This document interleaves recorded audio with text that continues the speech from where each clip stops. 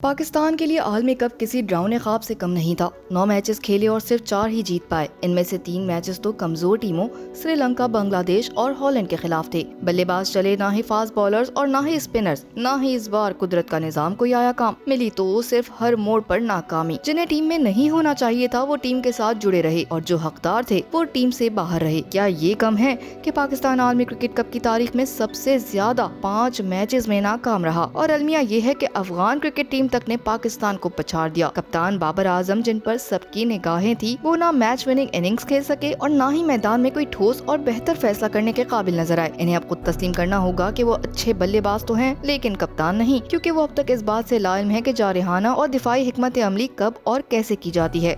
गो के खतरे की घंटी तो उसी वक्त बज चुकी थी जब वार्म अप मैच में न्यूजीलैंड और फिर ऑस्ट्रेलिया से शिकस्त हुई थी। लेकिन पाकिस्तानी टीम और इसके करता धरता अपनी ही अलग आईसीसी रेटिंग के खुमार में रहे। शाहीन की विकेटें उड़ाती गेंदों को परिस्तार तरसते रहे। शाहीन शाह अफरीदी को किसी ने ये नहीं समझाया कि अगर इब्तिदा में कोई विकेट नहीं मिल रही तो कोई बात नहीं, कम से कम अपनी लाइन एंड लेंथ पर तो फोकस रखें। नोट तो यही किया कि इन्हें मार पड़ी तो इनके साथ दीगर बॉलर्स ने ऐसा प्रेशर लिया कि लाइन एंड लेंथ ही भूल गए। हारिस रऊफ ने तो पूरे इवेंट में सबसे ज्यादा मायूस किया। रन देने में ऐसी फयाजी दिखाई कि 533 रन देकर वर्ल्ड कप के सबसे महंगे बॉलर का एजाज हासिल कर लिया। स्पिन शोबे में बाबर आजम ने शादाब खान को ही टीम में शामिल रखने की मुसलसल कोशिश जारी रखी, जो सिर्फ इस इवेंट में ही नहीं एशिया कप में बुरी तरह पिटे थे। आलमी कप में वो सिर्फ 2 ही खिलाड़ी आउट कर सके और ये भी कमजोर टीमों में से थे। ऐसा टूर्नामेंट जहां इंडियन और अफगान स्पिनर्स 32 खिलाड़ियों को आउट कर रहे हैं तो वहाँ दुनिया के दीगर स्पिनर्स 20 विकेटें हासिल कर रहे हैं। हमारे नाम नेहाद बेहतरीन स्पिनर्स मिलजुल कर सिर्फ 12 ही शिकार कर पाए।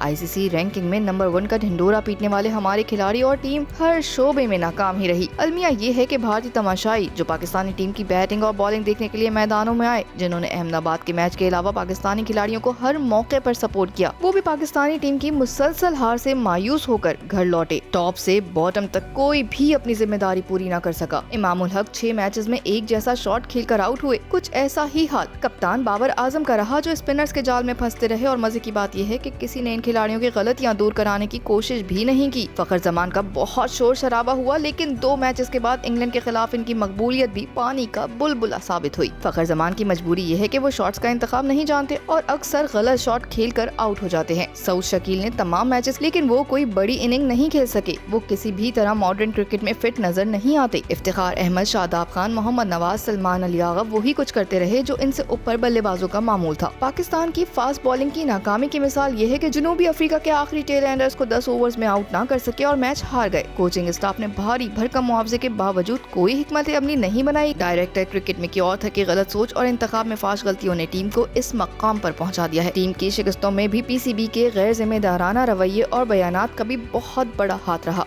बहरहाल अब ये नारा नहीं लगना चाहिए कि हमारी अब अगले वर्ल्ड कप की तैयारी है, बल्कि इस आलमी कप के कसूरवार और जिम्मेदारों का सख्त से सख्त एहतसाब होना चाहिए। अगर तैयारी करनी है तो इस बात की कि मॉडर्न क्रिकेट कौन सा खिलाड़ी खेल सकता है और जो इसमें फिट ना बैठे उसे टाटा बाय बाय कर देना चाहिए, चाहे वो कोई भी हो।